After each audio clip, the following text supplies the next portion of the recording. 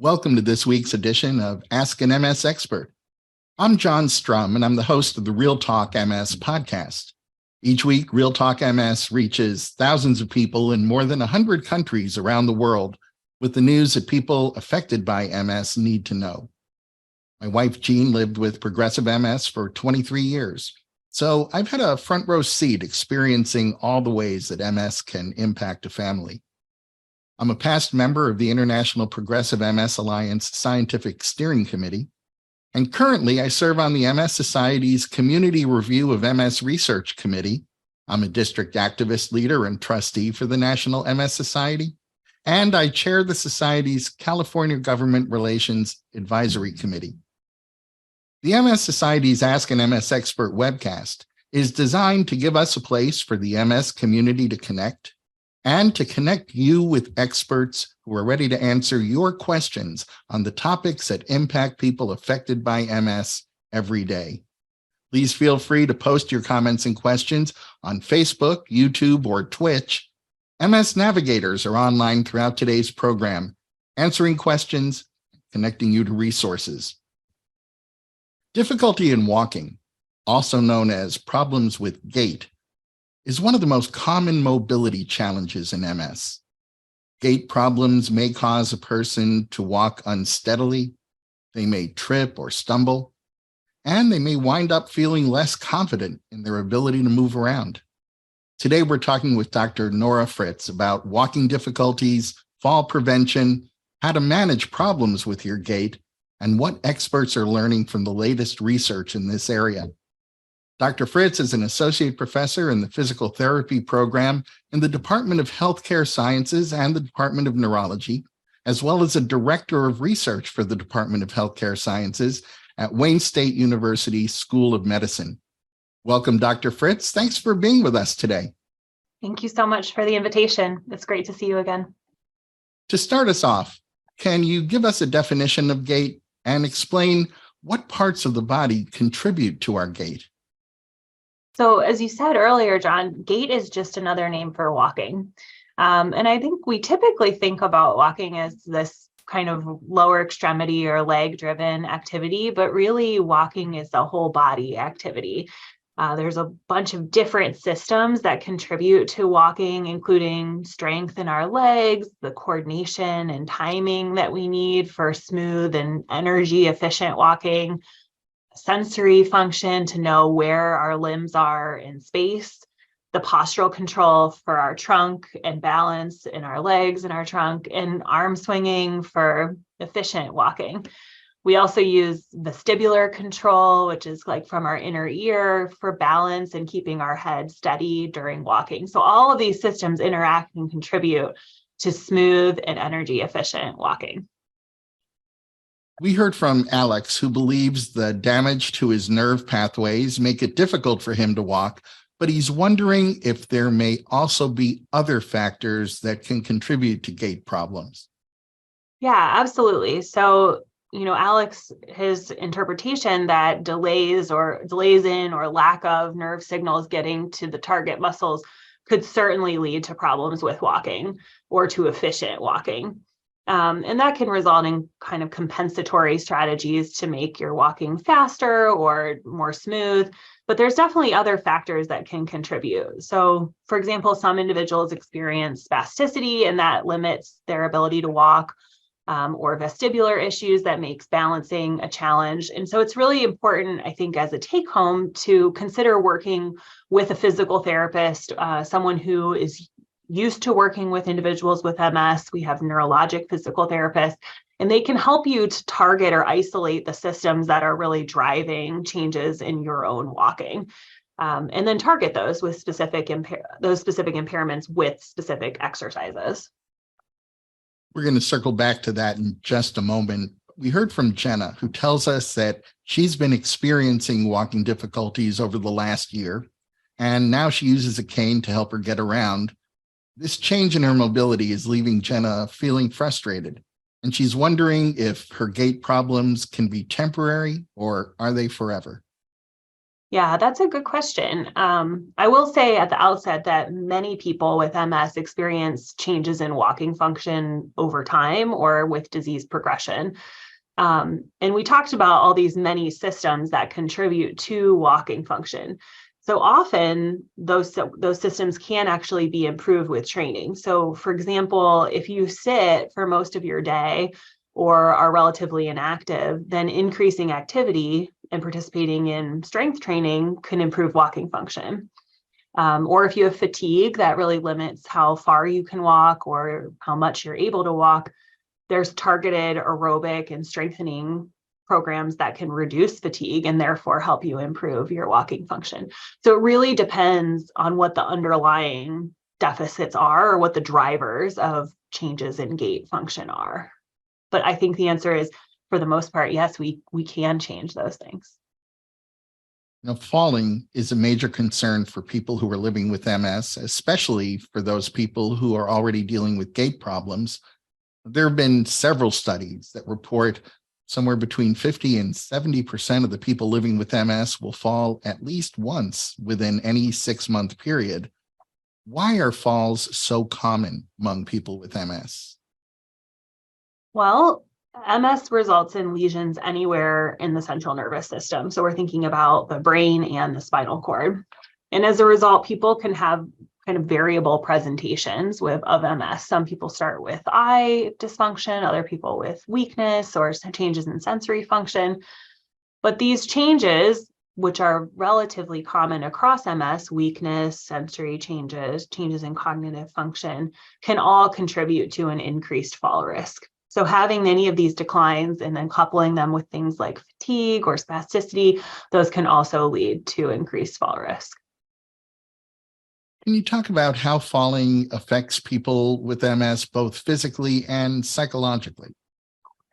Yeah, sure. So physically, we think about, injuries that might result from a fall. So there's, of course, those consequences. But also what we tend to find, at least in the literature, is that falls result in increased activity over time. So people who experience a fall tend to be less active moving forward from that fall. And I think part of that can be related to not wanting to have another fall, but also potentially related to injuries if they are present. And so in addition to contributing to maybe deconditioning by being less active, falls are also associated with an increase in social isolation. So people not going out quite as often, reductions in mental health, and then an increase in fear of falling, which is this idea of having kind of some anxiety about having a fall and therefore reducing the amount of activity that you do. And of course, that leads to more deconditioning and weaker strength. So kind of this self-perpetuating cycle. Well, what can someone do to reduce their risk of falling? Yeah, absolutely. It's a really great question. And I think there's a few ways we can come at it. The best possible answer is to start exercising and being active before balance and falling become an issue. That's the ideal answer, but that doesn't always happen. So if you are not in a position where you can start exercising before you've had a fall, there's still things that you can do. So the first thing you can do is to set a goal of becoming more active. A lot of times we'll recommend wearing a pedometer or a step counter or using your watch or your phone that has step counter on it, and set goals for increasing your steps over the course of the week. So just working on sitting less and moving more. If you're not ambulatory, you can work on increasing your aerobic activity or capacity in other ways, like using an arm cycle or participating in seated exercise. You can also practice transfers or start a standing program and set goals around standing. So just sitting less and standing more. And then, of course, I'll always recommend asking for a referral to a physical therapist for specific strategies just for you that you can then follow up with regular exercise or even working with a trainer and in a gym or an outpatient setting. In spite of careful planning, if someone does take a fall, are there any strategies to help reduce their risk of more serious injury? Yeah, so you can work on how to fall with your physical therapist, and it's largely related to how you land, and also relaxing your body during the fall as opposed to tensing up, which is much easier to talk about than it is to do.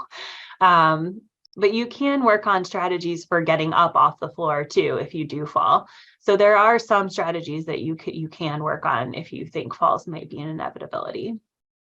You've led a lot of interesting research about fall risk and detection, including some studies that compared forward walking and backward walking. Tell us what you and your team learned from those studies and how the outcome of those studies might impact future assessments and treatment for people with MS.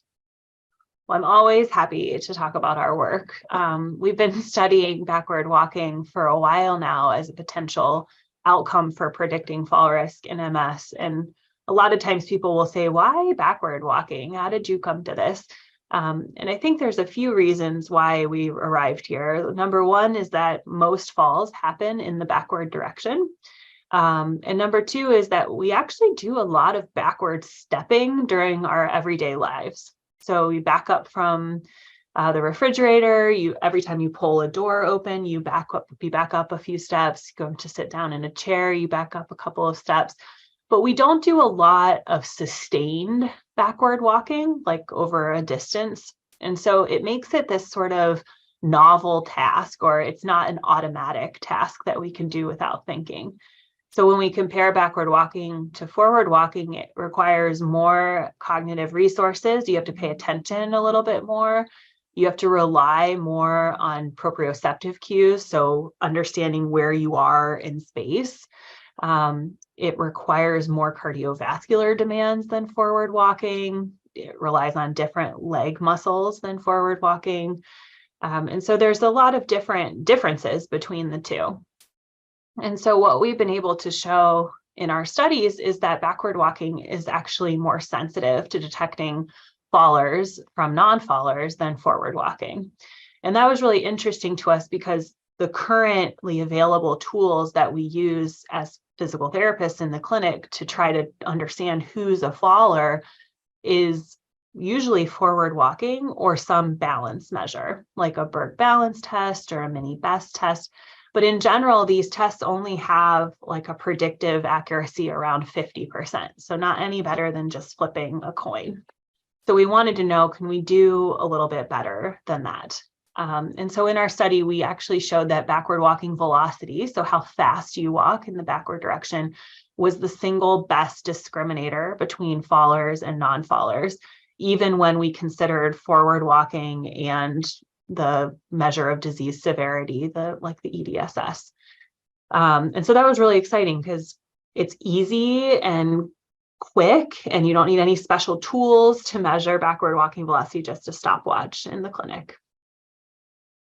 I think you started to answer my next question. I know you and your team explored whether cognition influences the relationship between backward walking and falls among people with MS. What did you learn? Yeah, this study was actually just put in print in the International Journal of MS Care. So we're thrilled that it's finally out and about. But as you said, we really wanted to understand, now we saw this relationship between backward walking and falls, and we wanted to know if cognition or someone's cognitive status would modify or moderate that relationship. So did you have to have a reduction in your cognition in order for this relationship between backward walking and falls to be present?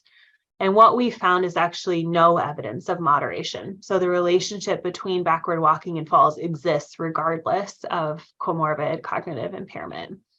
And that was actually really exciting to us because what that implies is that backward walking may actually be a really sensitive marker of fall risk, and it provides some additional evidence to support looking further at this tool. The cerebellum is the portion of the brain in the back of the head, sits just above where the neck meets the skull. You and your colleagues studied how the cerebellum may contribute to motor and cognitive control in people with MS. So I have a two-part question for you. First, can you tell us why the cerebellum is important, and what did your research show? Absolutely. So the cerebellum is a really critical brain area for control of balance and walking.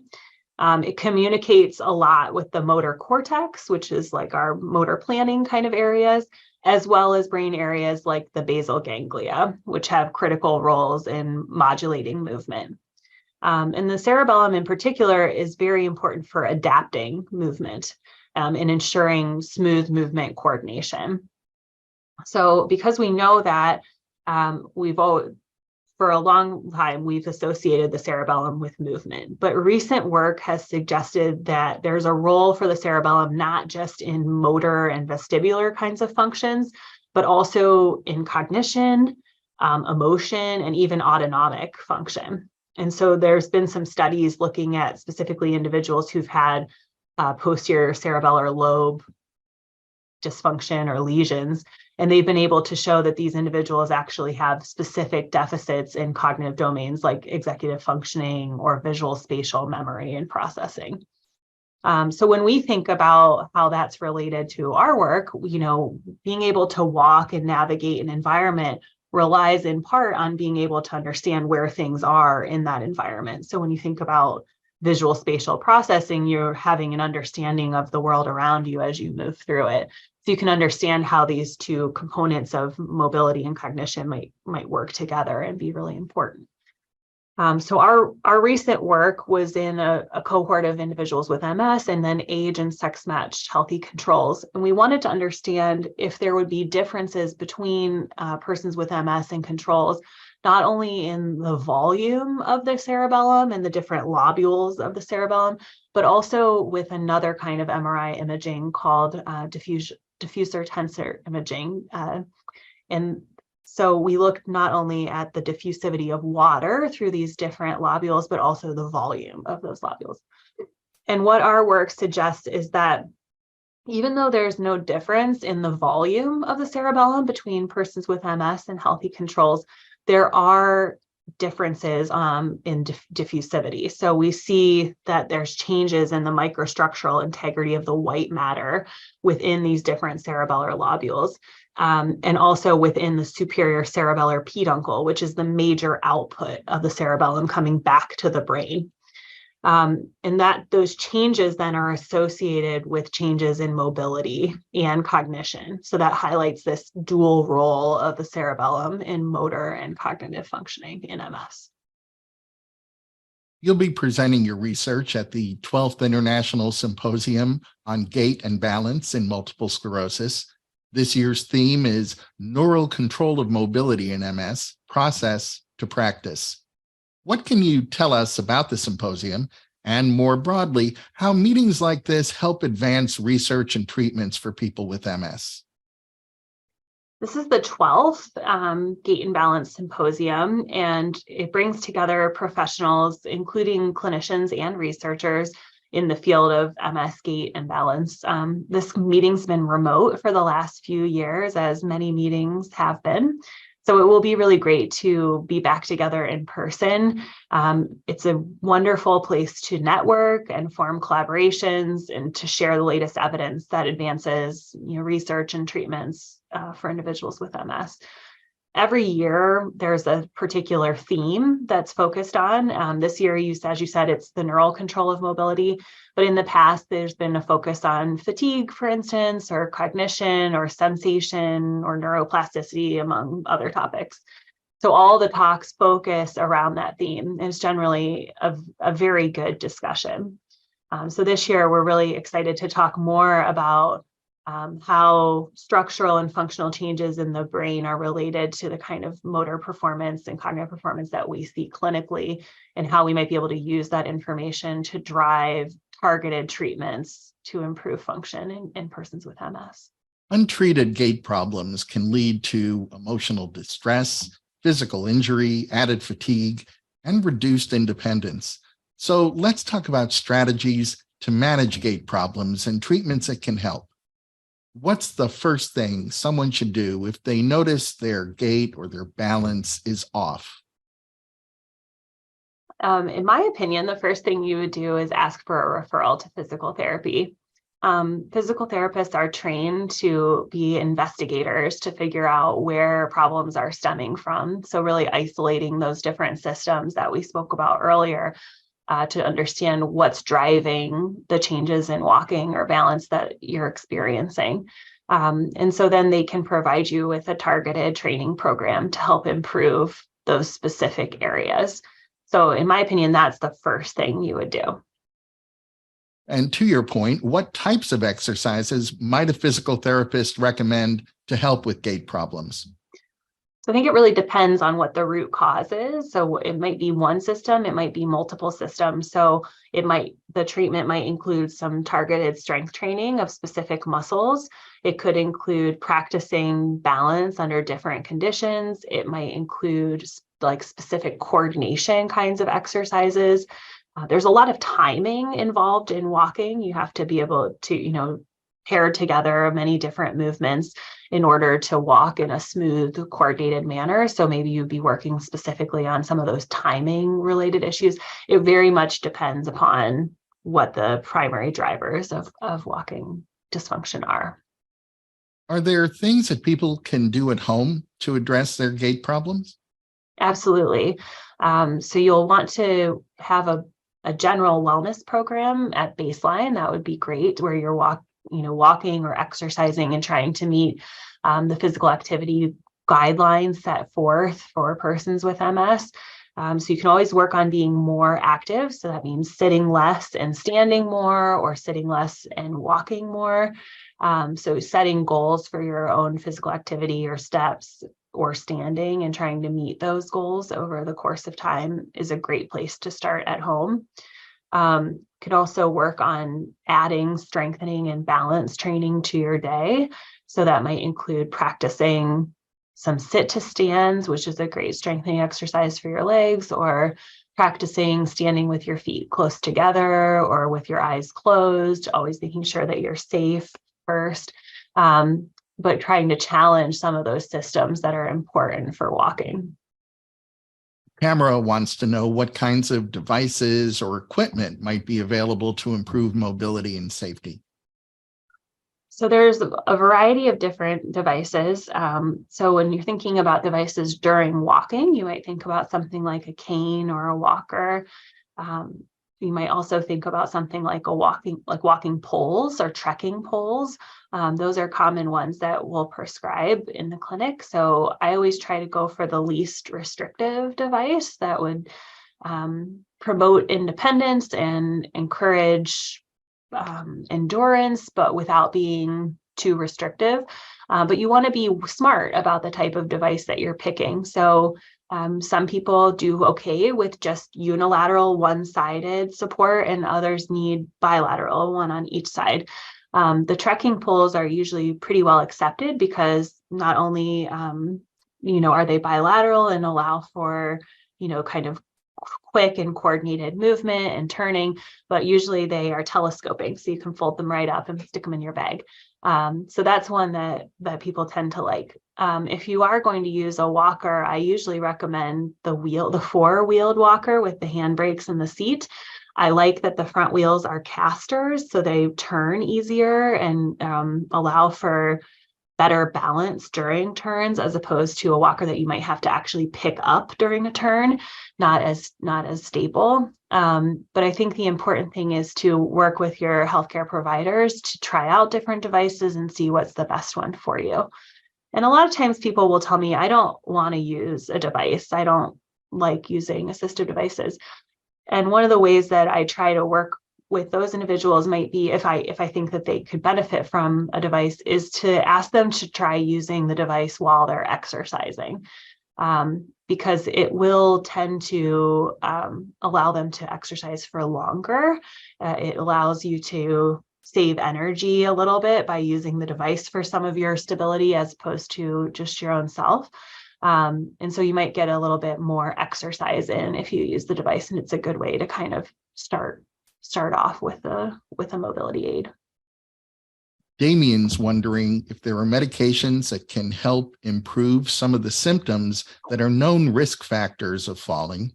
And I'll also ask you the flip side of that question. Are there some medications used for MS symptoms that might increase someone's risk of falling? Yeah, so this is certainly not my area of expertise, but what I do know is there was a nice paper that came out in 2015 that looked exactly at this question. Were there certain medications that were related to an increased risk for falls?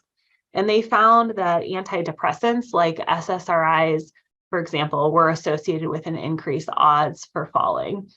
But that disease modifying therapies, on the other hand, were associated with a 48% decreased odds of falling. So I thought that was really interesting. You may have also heard of this 4-aminopyridine or dalfampridine drug that is given often for improved walking. And I will say that in some individuals, it seems to work quite well, but it doesn't seem to work well in everyone. So it's definitely one of those things to have a trial with and talk with your healthcare provider about whether it would be helpful for you, and also if any of your other medications might have an impact on falls. We heard from Stephanie, who used to be an avid runner until she started tripping over her own feet. Stephanie told us that she was eventually diagnosed with foot drop. Can you tell us what foot drop is and whether there are strategies to help manage it? Foot drop describes this phenomenon of the toes dropping during the swing phase of gait. That's the part of gait where you are walking, where you're swinging your leg forward with your step. Foot drop results in people catching their toes or even dragging their foot as they pull their leg through. And it's usually caused by weakness in the dorsiflexors, which are muscles on the front part of the leg that are responsible for holding the toes up during that swing phase. There's a few strategies to manage this. One is peripheral nerve stimulation. So you may have seen like a Gait or a Bioness, and it provides stimulation over the peroneal nerve, which is responsible for triggering those dorsiflexor muscles. And another strategy that's commonly used is an ankle foot orthosis. So this is a brace that fits into the shoe and helps hold the toes up during the swing phase. Well, you've shared some really helpful insights on gait, balance, and mobility with us today, Dr. Fritz. What would you say are the top 3 takeaways that you'd like our viewers to remember? I think when we're thinking about our walking and balance, some takeaways should be to set goals for becoming more physically active, or for sitting less and moving or standing more.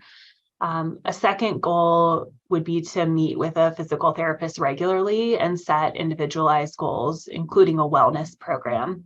And if possible, to do this before you even have a fall.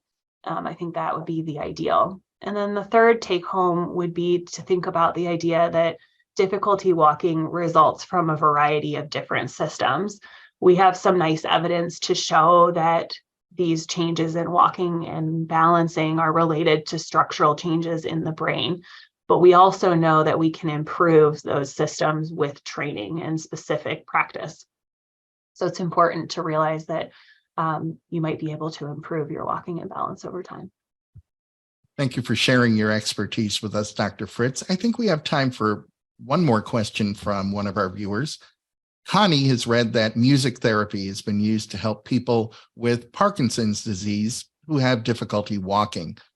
Do you know if this type of therapy is helpful and available for people with MS? So there has been some emerging evidence coming out of the Cleveland Clinic looking at music therapy in MS. And what they've shown is that walking to the beat or walking to specific music that has a strong beat can help to improve walking over time. I think the idea is that you start out at one particular beat, and over time you increase the beat of the music that you're listening to in an effort to increase walking speed over time. The original studies in Parkinson's disease used a metronome and increased the pace of the metronome over time. But now that's been kind of transitioned to music, and it's a little bit more fun to listen to than a metronome. Well, I want to thank everyone who submitted questions, and thank you, Dr. Fritz, for being with us today. Absolutely, my pleasure. Before we close, I want to remind you that the National MS Society's MS Navigator team is your best partner when it comes to connecting you to the very best information and resources on living with MS. You can reach an MS Navigator by phone, email, or through the Society's website by chat. For information and resources on MS, please be sure to visit the Society's website. You'll find research updates and news, information on connection programs like self-help groups. You'll hear about ways to get involved, and you'll find out about upcoming events that are taking place near you. Remember, you can connect with the National MS Society and others affected by MS on Facebook, Instagram, Twitter, YouTube, and LinkedIn. And I hope you'll join me every week on the Real Talk MS podcast, where we continue the conversation that we start right here. You'll find Real Talk MS at realtalkms.com, Apple Podcasts, Google Podcasts, Spotify, Amazon Music, or wherever you find your favorite podcasts. I'd like to thank Dr. Fritz for joining us today. Please remember that a recording of this webcast will be available at the Society's website at nationalmssociety.org/MSexpert, as well as on Facebook and on YouTube. I hope you'll join us at this same time for next week's edition of Ask an MS Expert. You can always find our upcoming programming topics on the National MS Society's website. And now I have a favor to ask each of you. Getting your feedback on today's webcast is important. So if you're watching on Facebook Live, you'll see a link to a survey into the comments section. And on YouTube, you'll find that link in the program description. Completing the survey makes a real difference. The information you provide helps us continuously improve, and it helps shape future programs. The survey takes just 1 minute, so I hope you'll take a minute to fill it out. On behalf of Dr. Nora Fritz and the National MS Society, I want to thank you once again for joining us. Please stay safe and make healthy choices.